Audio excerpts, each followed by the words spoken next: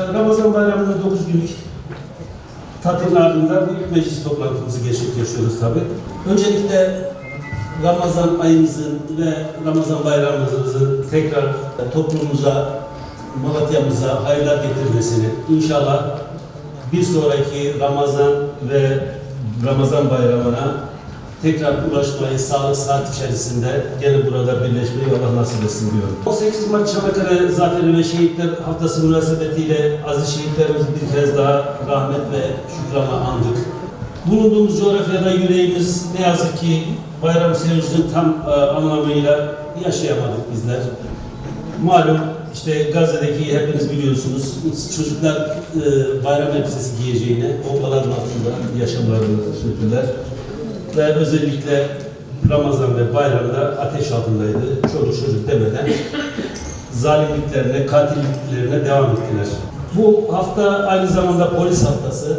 Büyük bir özveriyle görev yapan emniyet teşkilatımıza bu anlamda haftasını tebrik ediyorum.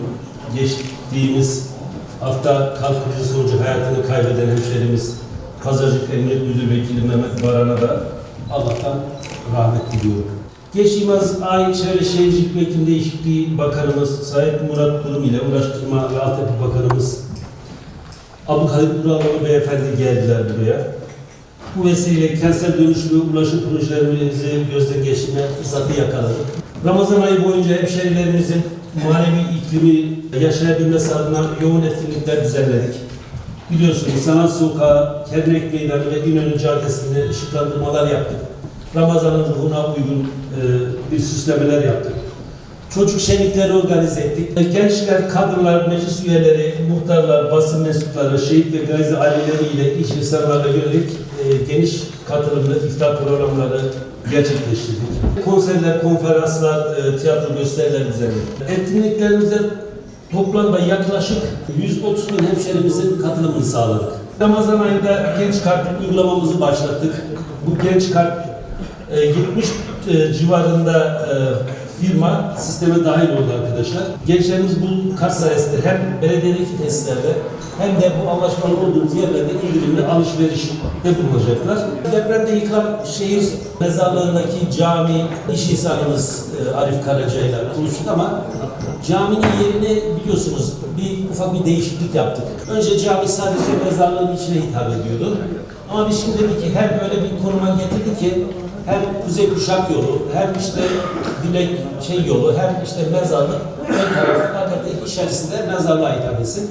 Çok güzel bir kurum. Protokolümüzü imzaladık. İnşallah yakın bir zamanda orada inşallah başlıyor. 15 yeni ekmek büfesi için noterumuzda kura çektik. 40 başvuru vardı. 15 tane engelli vatandaşımıza verdik. Bayram süresince biliyorsunuz toplu ulaşımı ücretsiz yaptık. Bir günlükte Arife gününde şehir mezarlarına otobüsler ücretsiz gitti. İnönü Caddesi'nin geliştirme çalışmalarına başlattık. Esnafımızı da mağdur etmeden planlı bir şekilde çalışmalarımızı yürüttük. Bir de maske ve yol bakım daire başkanlıklarımızın kırsal ilçelerimize yönelik yol ve altyapı yatırım programlarını hızlandırdık.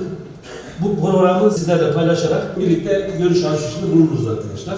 Belediye Spor Kulübümüz bünyesinde biliyorsunuz bir tekerlekli sandalye basketbol takımımız var. Birinciliğe yükseldi, şampiyon oldu biliyorsunuz. Bu sporcularımızı da burada tebrik ediyorum. Spor yatırımlarımıza ve kulüplerimizin destek sürdürmeye devam edeceğiz. Kurumlar arası voleybol turnuvası vardı. Oraya kıymetli hemşerimiz Mehmet Akif Üstündağ da gelmişti. Görüşmelerimiz neticesinde inşallah Danimarka Türkiye voleybol final maçını Malatya'da oynatacak. Mutlubay 32, Ali 2. 31, Boş 7. Evet, bu arkadaşlarımıza hayırlı uğurlu olsun diyorum. Evet, seçilen arkadaşlarımıza görevinden başarılar diliyoruz. Gündemimizin 3. maddesi, İmar ve Bayındırlık Komisyon üyeleri seçimi. İmar ve Bayındırlık Komisyonu üyeliğine Eyüp Sağlam, Ahmet Miraç Topal, Ahmet Günan, Yusuf Kocaman, Ramazan Ayhan, Gülnur Tabay, Okay Demirhan seçimlerinizi arz ve teklif ediyorum. Evet, Belediye Meclis Üyesi Bayram Taşkın, Gülnur Tabay, Eyüp Sağlam. Evet, açık oylama kabul edenler, etmeyenler oy birliğiyle kabul edilmiştir. Arkadaşlık Komisyonu üyeliğine Nok Boyraz, İhsan, Sarıtaş, Süleyman, Durmaz, Norman, Hocam, Metin, Bölükbaşı, Kuruşçuk, Ümit ilçe seçimlerini arz ve talep ediyoruz. Büyükşehir Belediye Meclis Üyesi Bayram Taşkın, Gülnur Tabay, Eyüp Sağlam. Evet, oylamanıza sunuyorum adayları. Kabul edenler, etmeyenler oy birliğiyle kabul edilmiştir. Ulaşım Komisyonu üyelerinin seçimi hakkındadır. Konuyla ilgili bir teklif var.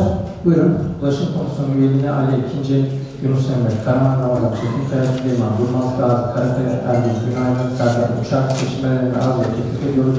Büyükşehir Belediye Meclisi Bayramlaşma Günü Tabel Eyüp Sağlam. Evet, adayı oylamanıza sunuyorum adayları. Kabul edenler, etmeyenler oy birliğiyle kabul edilmiştir.